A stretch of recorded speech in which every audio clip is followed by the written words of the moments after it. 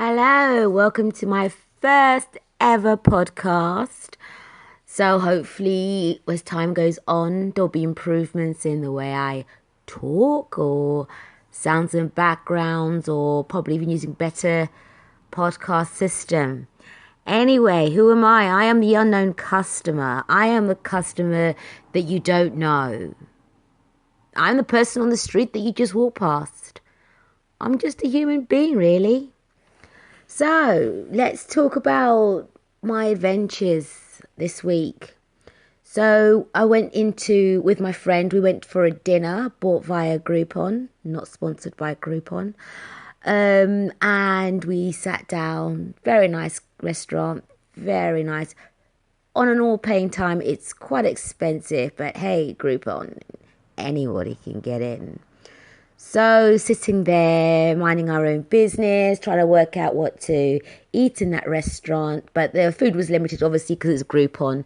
So we ordered a steak, chips, and as somebody that's completely teetotal, I opted for a soft drink instead, whereas my friend went for the steak, chips, and he also did not go for a alcoholic drink which comes with the meal, so he went for the soft drink.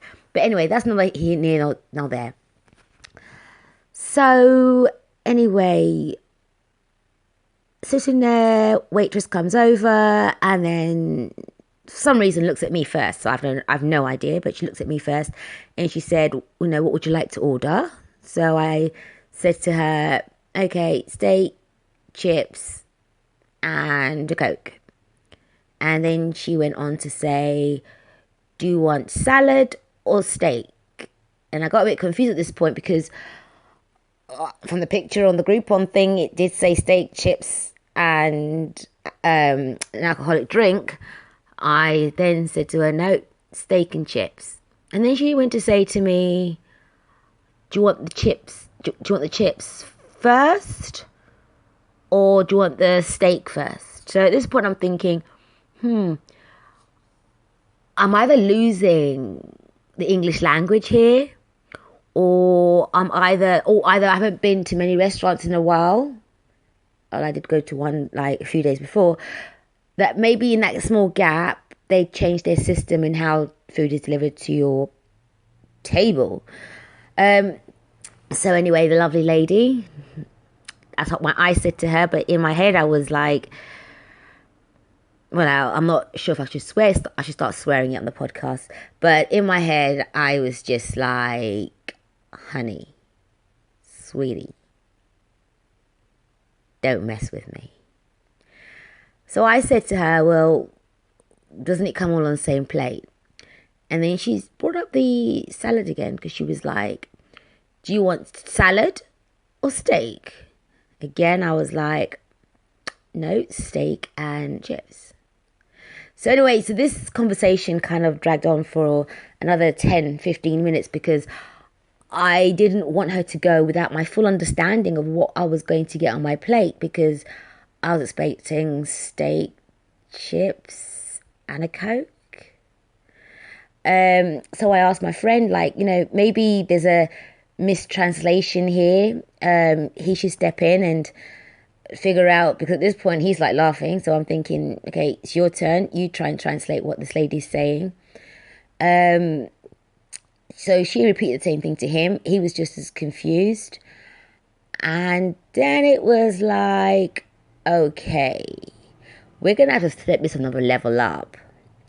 So I said to her, start from the beginning, to which point this lady, the waitress, rolled her eyes, took the biggest sigh I've ever heard, and she literally prodded the table, but I think in her head she was actually prodding me, but in real life, IRL, she was prodding the table. Do you want steak, or do you want chips, or do you want salad? So then I thought, okay, considering that, she had limited English. I mean, she spoke very good English, but obviously limited English because I'm assuming that she was Eastern European or whatever. But her English was excellent. It was excellent enough for her to have gotten the job. It was excellent enough for her to be put in a job where you're dealing with customers. So, to me, it was like maybe I'm the one that's losing the English language. So when she'd finished prodding the table, I looked at her and I said, now getting my app out of my bag and logging into Groupon and showing the picture, I was like, I just want steak, chips, and instead of an alcoholic drink, a Coke, please. So she then said, I understand. So the thing like, okay, we're two people out here, we're speaking, I'm sure I wasn't the first person to use Groupon, but, ordering food from a menu, to me, it's, well, if you're working in that establishment, regardless of where you're from, or regardless of your level of English, if we're talking the same names of foods that are on the menu, to me it's like, well, we should be having this beef. Excuse my pun. So other tables around were listening, and at this point I thought, okay, I'm not going to whisper, I'm not going to shout, I'm just going to speak to you in my normal tone. But right now in my head I'm thinking, should I leave? But I thought, nah, let me not leave, I've already bought this and whatever, tired, hungry. So we ordered what we wanted, which was the steak, chips and a soft drink, and just kind of praying that we just get the steak, chips and a soft drink at the same time. And as most customers would probably think, I hope nothing gets contaminated. But anyway, another waitress who heard most of the conversation approached us. Very lovely. She was like, look, is there a problem here? So I explained the problem to her. I said, look, never been in a restaurant before. Steak and chips and a drink, which comes first? What does that mean? Not about the drinks, but in terms of the food, the steak and the chips, which comes first? And she said to me, well, they come together. And I said, okay, finally, we're getting somewhere. Someone that's, understanding. So I said, that's what we ordered. But apparently we had to choose which one comes first. So she said to me, do you want us to take over your order? We were like, please do. Like, I think by this point, our food wasn't ready, so it couldn't be contaminated. So she goes over to the waitress, explains to the waitress, I want to take the order. The waitress said in a loud voice so we could hear, the order's already been put through, I'm just bringing the drinks. And we were like, okay, great. So she comes, puts the drinks down, walks away, not saying a word. We sipped cautiously, and even after the meal and a few days after, I was literally checking to see if I was fine. But to cut a long story short, the real lovely waitress brought over the food, spoke to the manager, explained to the manager that, this is not on, complete rudeness. And whilst talking to the manager, who was, bless her cotton socks, she was crouching down by the table, the bad waitress, she was just watching, giving the side eye, giving dirty looks. And at one point she looked like she was coming over to the table. I said to the manager, oh, she's approaching you. But because the manager was blocking the table between me and another table, the girl literally was walking over the manager. So I said to the manager, goes, by the way, if you feel something, it's her, she's walking over. So I guess she wanted to hear the conversation, but to me it's like, well, you know what the conversation is about, and again, I was not shouting, I was not whispering, I was talking in my normal tone, so people probably did hear. And cut a long story short, managers solved the problem for us. We got a free meal out of it, but that wasn't much really the intention that we were getting. To me, like I said to the manager, regardless whether you're paying by Groupon or you're paying by voucher or you're actually paying for a full meal, it's more than just the meal that you're buying. You're buying the experience as well. You know, when you're funding a company, it's not just about getting that meal. Like, even if you went to some chicken burger place on some high street where they do like 100 chicken wings, 30 chips for $2.99, even though it's £2.99, you're paying for the experience as well as the food. Yeah, and that's from the customer viewpoint. That's how I feel. Some people might feel different, but to me, that's how I feel. And the negative waitress, made the experience bad. It made it to the point where I thought, you know what? Let me create a podcast where I can tell my stories, and so that people who do listen can sort of get a better understanding. Because, you know, we're all customers at the end of the day. Even if you're some big CEO, you're some customer. At one point, you might want to go and buy a bottle of Coke or whatever, you know, or a bottle of wine. We're all customers. We're all human. So that was that. But then, you know, like most things, when you get a negative service, a lot of people did hear my story, friends, family, names were dropped of, you know, restaurant, you know, manager's name, the negative girl's names, and the positive one. And in my complaint, I did say to the manager, you know what? Don't forget the girl that rescued us, the nice girl. You know, yes, we always do tend to complain when there's something negative, but rarely do we complain when we do get good service. And the girl that did take over our order, she was absolutely excellent. Even when I asked her towards the end, like, I want to speak to the manager and what was that girl's name, she was hesitant to give the girl's name. And I guess that's a team player, a good team player, because she didn't want to she knew that her teammate had messed up, but then at the same time, she had that look of like, do I give you her name or do I don't? And, you know, should I lie and give you a name? But, you know, sooner or later I'll find out the name. But she reluctantly gave us the name.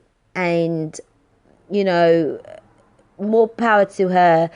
She was able to put us in a position, especially me, who I can be quite tough.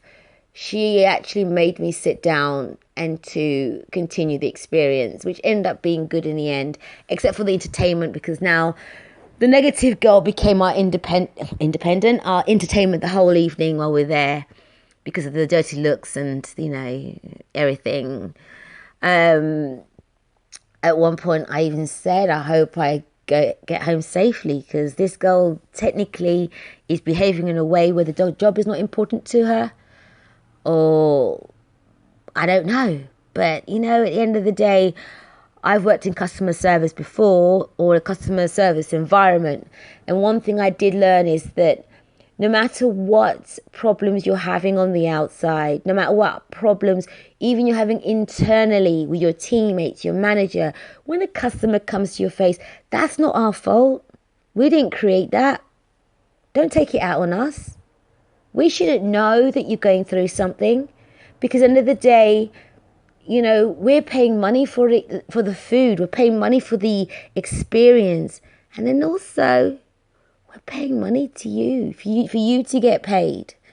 You know, there's a lot of people out there who are looking for work, who would cherish the job that you've got.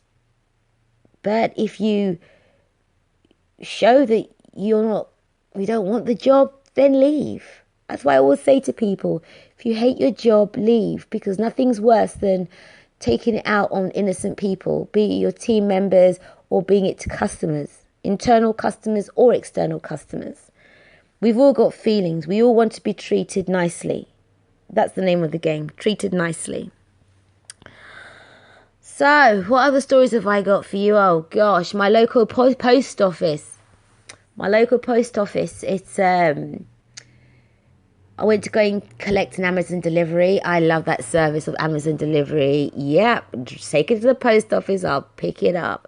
I don't have to spend all day waiting for it or trying to rearrange to be there to collect my parcel. There's a certain woman there where there's a big sign at the back of the post office saying, you can come and collect parcels from here at this point here. So you have to walk past the people queuing up to see the tellers, walking past the people going to the self-checkouts. And then there's a big collection point. I've always gone to collect there because, again, it says collection. So I always go there. Always go there. A friendly smile. They go back, ask my name, go back, go and get my stuff. And I'm on my way, happy. But there's a certain woman there. I don't know if it's personal, but I don't think she likes me. Because every time, even when I've had problems in the past with the self-checkouts, because that thing, you cannot be distracted. That thing, you need a degree to use that post office self-checkout sometimes. And, when you ask for, can you help me with this bit on the self-checkout, this is, she'll come over and she'll talk to you as if you're meant to know it. As if you were the one who invented it, and then now you're asking stupid questions. But anyway, that's neither here nor there. That's not my issue. My issue is back to the collection point to collect my Amazon order. So I'm there waiting patiently because end of the day, if you are the person dealing with orders, you're also the person that's dealing with the checkouts. So I always stand there patiently because I usually have one person. And one thing I always feel is, why don't you employ another person? But they only have one person, so who's buzzing around like a headless chicken. And I'm standing there waiting patiently again for about 7 minutes. And that's really good for me because usually I'm just like, look at me. I'm about to go into attention seeking mode. I'm going to kick off. But no, I was waiting patiently. And she's passed me like a million times as she's helping people with self-checkouts. Then she comes up to me. She goes, can I help you? I said, yeah, come to collect my Amazon order. Here's my ID because I was prepared with everything. And then she looks at me and she says, no, for collection for Amazon, you've got to join the queue. Bearing in mind, it's a Saturday. The queue is long. And I said to her, but I've always come here to pick it up. She goes, no, not anymore. We stopped doing that service now. You have to pick it up from the counter. So, okay. Thought to myself, there's no point arguing because it's probably, someone's taken their time and removing that collection massive signage out of the way. So I thought, okay, I'll go and join the long queue, where it was a very long queue. And I hate queuing.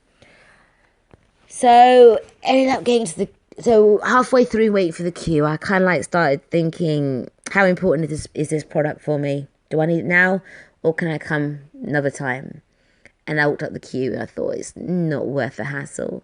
Anyway, went back the next day, different woman working in charge of the self-checkouts.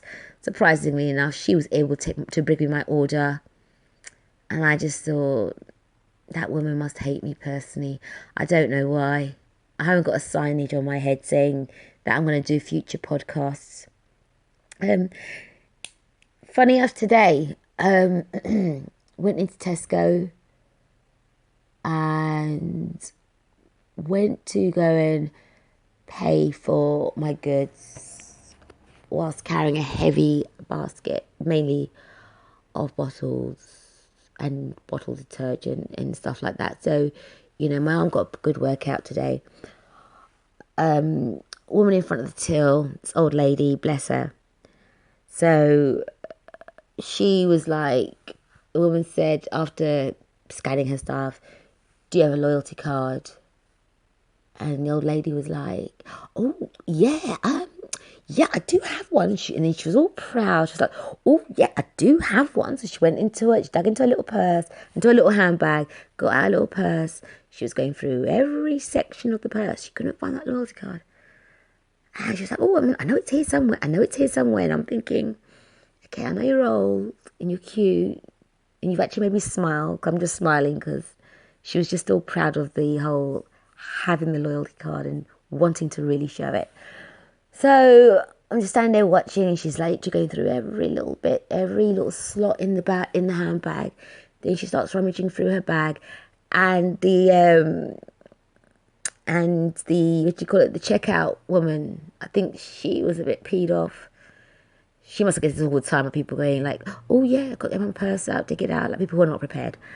And the woman at checkout goes, you can always take the receipt, you can bring it back and we'll add on the points after. And Autumn's like, no, I know I've got it here somewhere. She goes, oh, I've got it on my keys.